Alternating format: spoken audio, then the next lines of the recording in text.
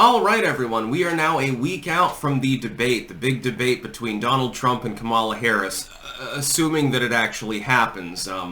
It's not entirely clear because the Kamala Harris campaign keeps at the last minute trying to craft new rules that they didn't previously agree upon. There are three things that Donald Trump needs to do at this debate, and if he can accomplish two of them, then he probably can't help but win in the November election. If he only accomplishes one, well, there's still a little wiggle room there. If he accomplishes all three, he's going to crush the shit out of her. Number one, and this is probably the most important thing that he needs to do, drag Kamala Harris out of her shell. Right now, she's only given a few policy positions. Tim Walz, generally speaking, is the one that does the speaking for the campaign. There's probably a reason for this. You need to force her to flesh out what she actually believes in. For example, what are your specific... He needs to query her on this. What are your specific beliefs with regards to building a border wall? Because you've been vacuous on the issue. You haven't really described whether you support or do not support defending the U.S. border. Are you in favor of limitless amnesty, or are you in favor of what I've proposed, and Trump can take credit for it and dovetail that in favor of defending the border, in favor of building a border wall? That's only one issue. Economics would be another one. Certain foreign policy positions, for example, Israel v. Palestine. Kamala Harris has really straddled the line with regards to the issue. Get her on paper, get her on record as having a specific view, then you can attack it. Right now, her entire strategy in part boils down to not taking up any hard line on an issue. So, well, maybe I'm for the border before I was against it. I'm for Israel, but I'm also for Palestine, etc., etc. It's difficult to attack an opponent when they won't flesh out an actual platform. Trump is at a disadvantage, by the way, on this issue.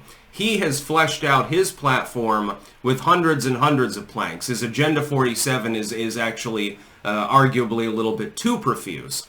Whereas Kamala Harris is hiding Harris. She's trying to do the hiding thing, trying to punt the Kasich effect down the road, and so he needs to address that. Number two, he needs to hit her at some point during the debate. She's going to respond to a question with a non-answer. That is certain. This is an objective guarantee. She's going to answer she'll be queried, for example, by the moderator.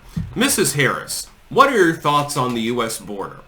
Well, I think the U.S. border is really important, and I think that people need to come into the country, and blah, blah, blah. She'll pontificate on it. Trump simply needs to come out at some point and hit her and say, I don't know what the hell you're talking about. You didn't even answer the question. The fact that she's unable to answer the question because she doesn't want to flesh out those policies is a is an arrow in the quiver for the Trump campaign. He needs to hit her, though, on that. He needs to successfully be like, what are you talking about? What did you just say? It had nothing to do with what you were just asked. That would be, in my opinion, a good idea. Number three, do not take the fairly obvious Kamala Harris bait. She's probably going to try to bait him into an antagonistic situation in which he will attempt to speak. I mean, you've got muted mics, so this might be a blunted effect, but it could still come into play, in which he tries to talk over her or countermand her, and she can do the sassy black lady thing, which is hilarious because she's Indian. Don't take the bait. Be very demure, be very presidential, and basically just let her ramble on. The best thing to do, also, and this would be number 4, I suppose, let Kamala talk as much as possible. Let her talk as much as possible because when she's talking, she's usually turning people off from her campaign. She's usually saying something vacuous. As long as you point out the fact that it's vacuous, it'll be a little bit like when Chris Christie attacked Marco Rubio during the Republican debates. And he said, look, there's the pre-scripted slogan, And then he had a meltdown. He became robotic.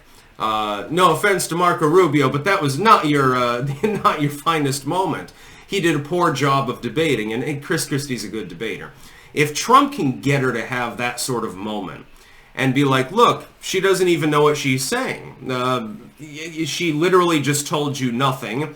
She wasn't on focus. She didn't even answer the question.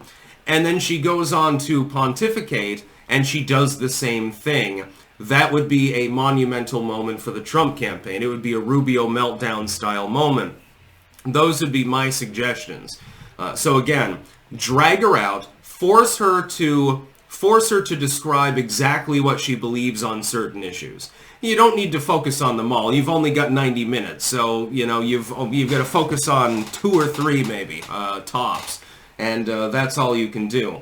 But get her out on record, because when people understand where she stands on the issues, they're going to be turned off to her position on those issues, because she's a very unlikable person.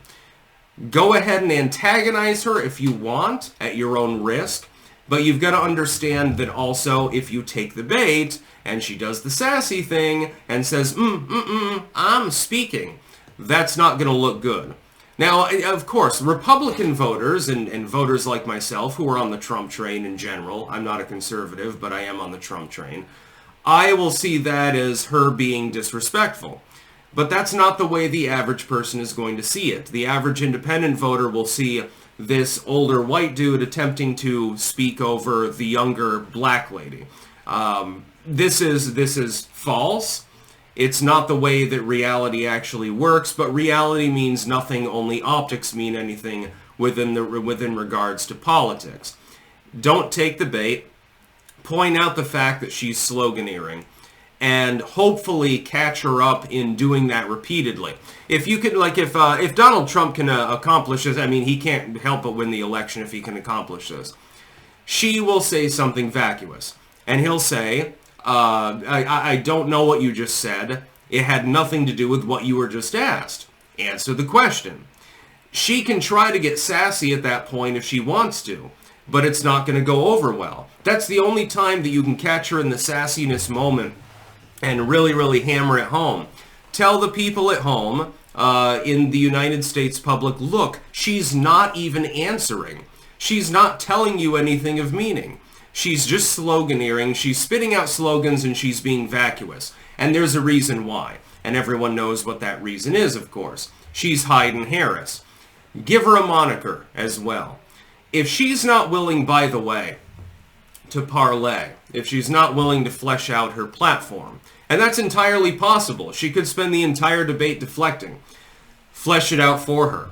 Make her platform for her. And simply state what she believes in. I mean, it's fairly clear. It's fairly obvious. We know from the Biden administration. I would say the only other thing that Donald Trump could do at the debate that would really nail it home, tie her into the Biden administration. Because that would be important. The Biden administration is very, very pathetic and weak, has not done a good job, and overall has been a failure. Well, I mean, she's the VP. She's literally the Vice President of the United States. You couldn't get more inseparable from the administration's decisions. Well, there's a whole plethora of things there. Afghanistan withdrawal, you've got inflation, you've got what's happening in Ukraine. You've got what's happening in Israel v. Gaza. Again, that's probably a good attack line, although it's extremely partisan. Taiwan, ECOWAS, Guyana, the Essequibo region down there. Now, some of these things are things that the average American doesn't even know are happening. So it's not necessarily the best attack line. But tying her into the Biden administration and its many failures would be a good idea. It's obvious. It's an obvious attack line. The Biden administration has been an abysmal failure. Kamala Harris is the second in command in the administration. She is partially culpable for what's happened. So simply tie her in. So that would be, I suppose, number 4. Ultimately, though, really what you've got to do is drag her out of her shell. Extract her like a fucking snail that's curled up in its shell and force her to see the sunlight, so to speak. What are your specific views on X, Y, and Z? Get her on record. Then you have something to attack. It's more important for Trump to do that and then be able to have something to attack over the next couple of months than actually all of this other shit that will happen at the debate. It is important to try to, point out to the American people, hey, she's sloganeering. That's very important. It's very important not to take the bait, so to speak, when Kamala inevitably attempts to antagonize him. But it's most important to get her on record on as many issues as possible, because people are not going to like her positions on those issues. That's about all. Peace out.